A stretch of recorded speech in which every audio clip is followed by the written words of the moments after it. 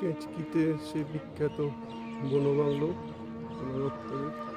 এখানে সত্যজিৎ রায়ের অরণ্যের দিনরাত্রি ছবি শুটিং হয়েছিল। আজ আমরা সেখানে রয়েছি। এই সেই দ্বারা যার পাড়ে দাঁড়িয়ে সৌমিত্র চট্টোপাধ্যায়, শুভেন্দু চট্টোপাধ্যায়, রবি ঘোষ আর সঞ্জনা স্নানে ব্যস্ত ছিলেন।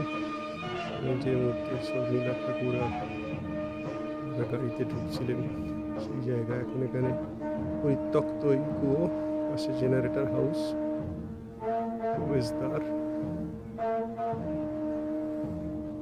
ঝাড়খণ্ড সরকার কোনো রকম এটা একদম রেনোভেট করে আবার শুরু করেছে বুকিংয়ের জন্য।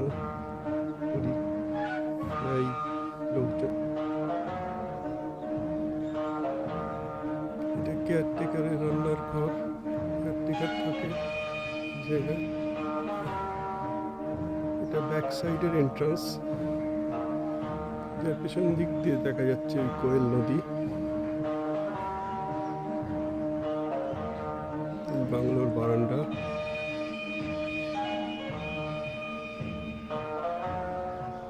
উপরে এখন সোলার প্যানেল বসানো।